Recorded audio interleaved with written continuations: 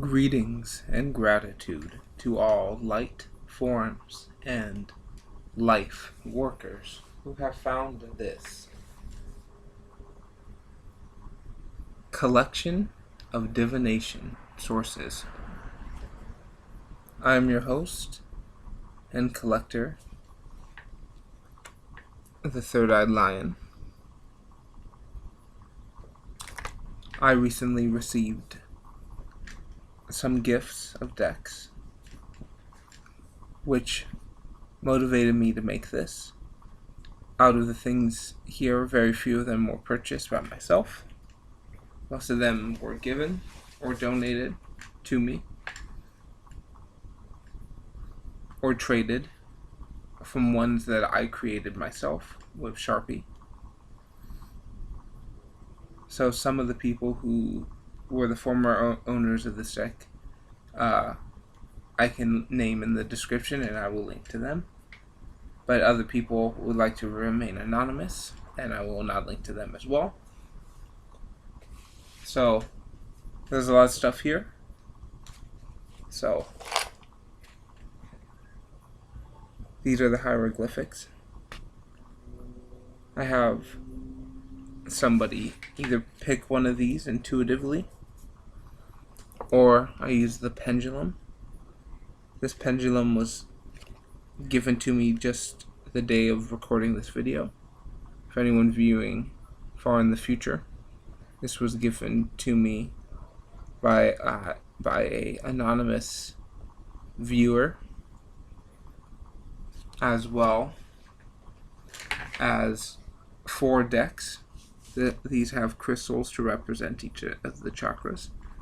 This is not a crystal channel, so I will not go into description of that.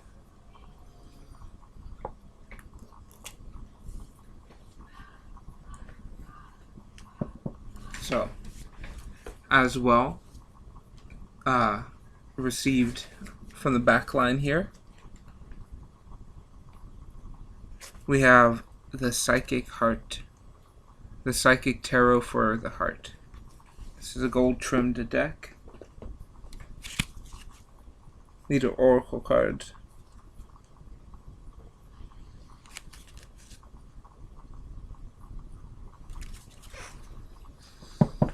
Come in this beautiful box. I haven't studied them, so they will not be showing up on the lives. But if someone would like a reading from them, I will offer them for any of these decks.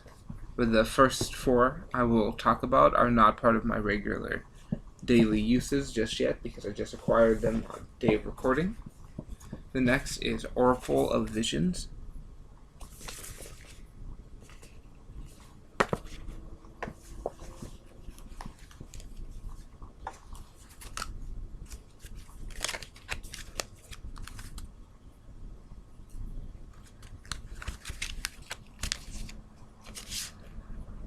Amazing cards. I haven't gone through them yet.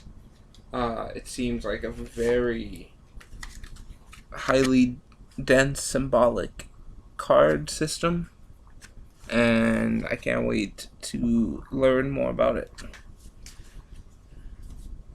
It does seem like visions to me. So first one is very heart-centered that I received today. Second one is very like mind oracle centered. The next one is like cognitive wisdom of the higher of the hidden realms.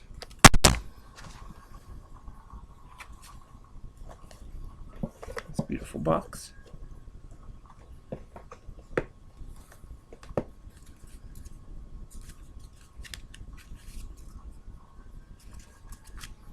These seem more like archetypal, but with a lot of dense symbolism as well. This very much seems like a very 4th dimensional and higher dimensional deck. The next one I think is the highest dimensional is This Secret Language of Light Oracle.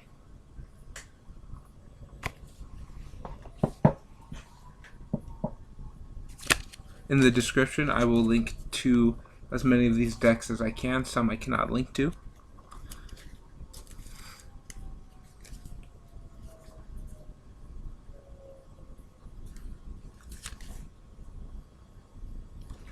So, this is a very higher dimensional, just straight light messages cards.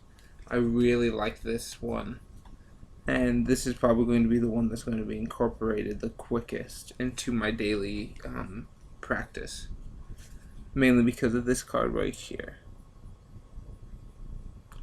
If you're a viewer of this channel, you will know that the lion is a symbol of facing your fears, of being strong when you feel weak, of progressing in the midst of hunger, knowing that you will always succeed and always strive towards the best of all realities.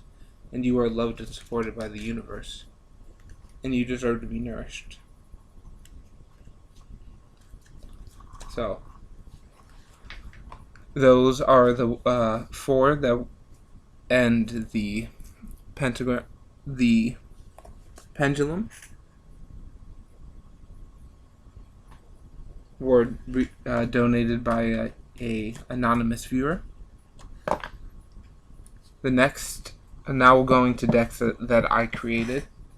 This is a deck that can be bought at most American dollar stores, and it's a 40 card deck of a special game of cards. I took Sharpie and I transformed them to create my own oracle. I call it the Thoth Oracle, based on channeling the Egyptian god Thoth while creating it.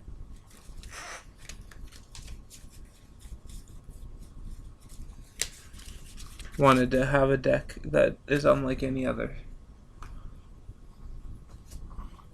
The next on that list is a Magic the Gathering Oracle. These were cards that were given to me, and some that I drafted in the past, and using them to sense and tell vibrations in the future, the past, and parallel realities.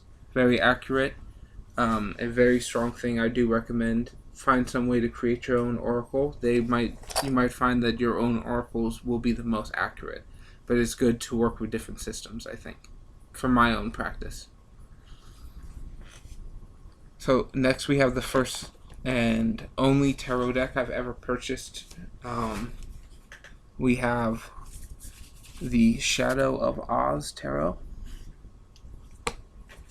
This is based on the 14 Oz books. The Journey of Dorothy. This is a very strongly symbolic deck. If you know about the 14 books, there's a lot more symbolism than those who just read the guidebook.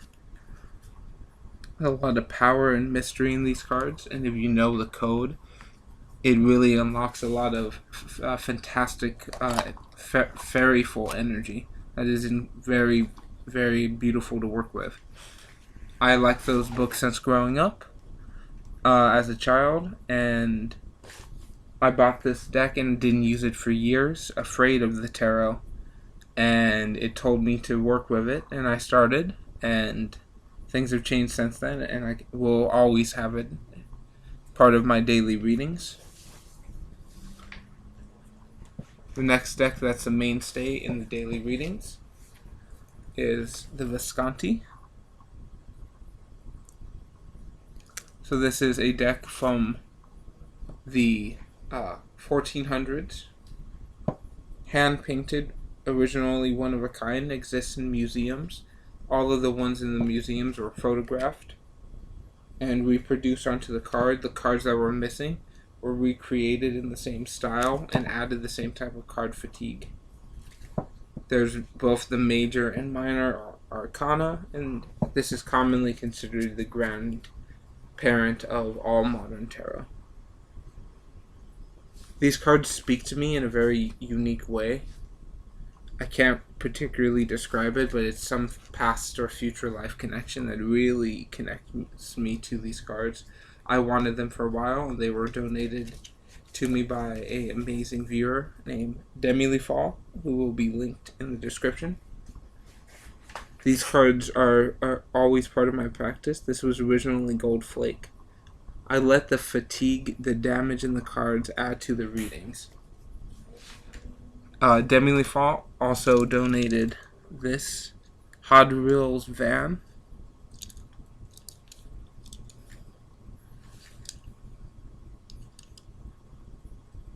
Ace on top, kings on sides. I use it as a divination source on this mat and on other things to, other cards, other ways to just have a momentum.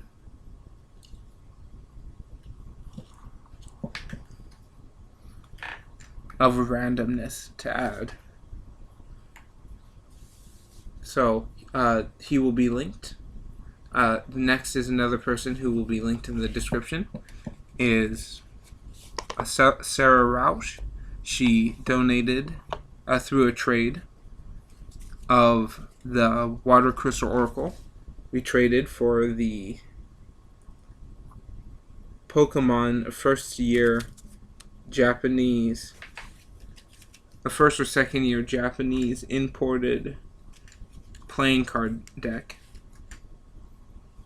I use this for cardiomancy, also Pokeomancy, reading and casting and understanding the hidden esoteric psychic knowledge based on both a deck of playing cards and these magical creatures from Japan.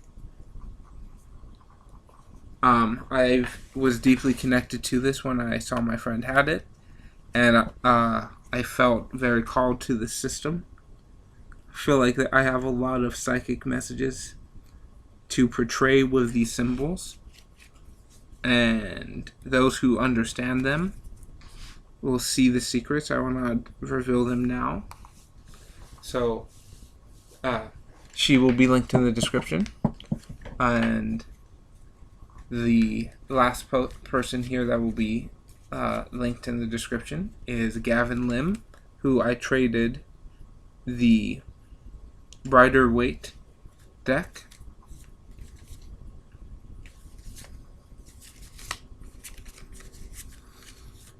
For the esoteric Thoth Tarot.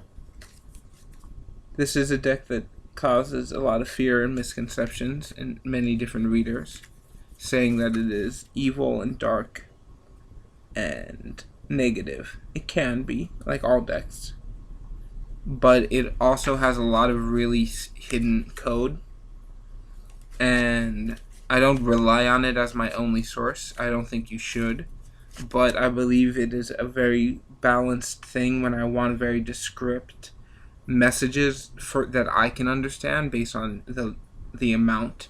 And I also want a deck that I can study and study.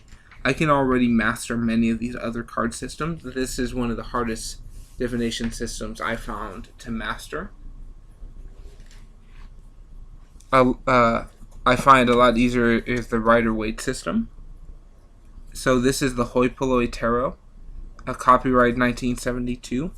This belonged to my great-grandma. It was passed down through the family chain, and it is filled with very powerful magic. And I don't know exactly what it was used for. It could either just been used for gaming, or great-grandma might have been doing stuff when no one else was looking, because it was a very Catholic area that did not approve of any use of these types of cards. So,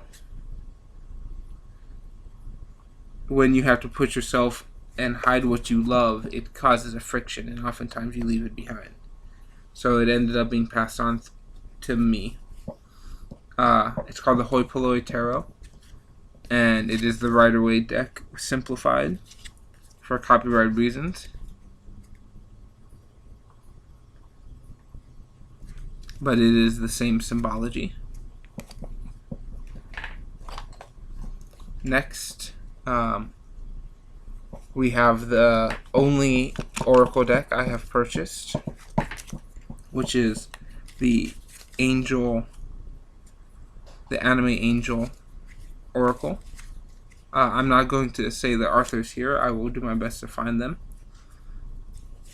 and post them in the description.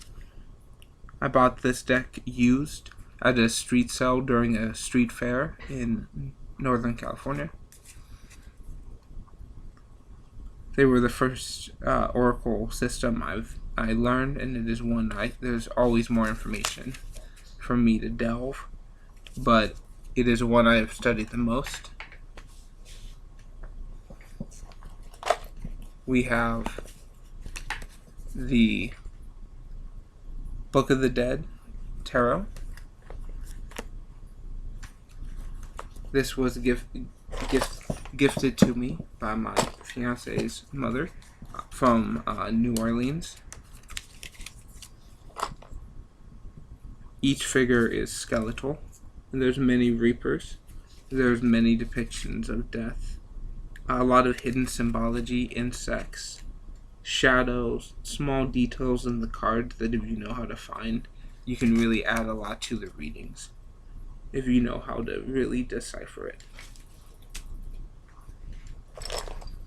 It is one that I enjoy working with, and I hope to continue to work with. Some of them I have little experience. Those who've been watching the videos can tell which ones I have the most.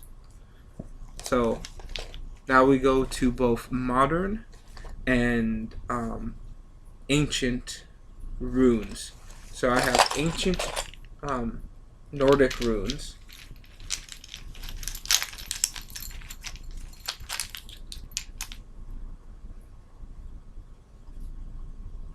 And each of these hold a different frequency, and they have been used for casting, meditation, divining, and many other things for centuries.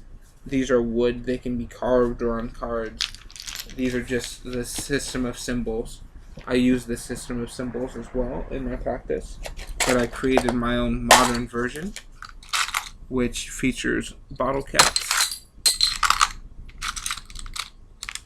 The only one I'll show here, and a set of Monopoly pieces.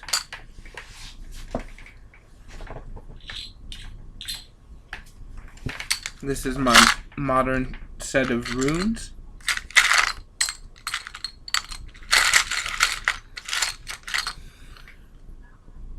And I use this on this mat, which has the zodiac and different tarot cards printed on it. Or I use other local surfaces. So these are my divination sources. If you have any questions or information or would like readings of any of these, please let me know. Not all of them will be featured regularly on this channel, but they will be used in different ways.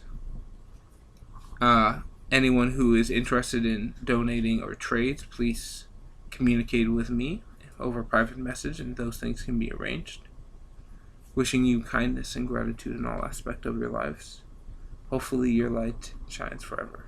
Thank you for viewing, and I look forward to seeing you in the next broadcast.